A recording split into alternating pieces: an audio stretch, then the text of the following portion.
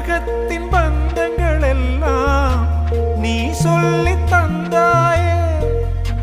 பிறப்புக்கும் இறப்புக்கும் இடையில் வழி நடத்தி சென்றாயே.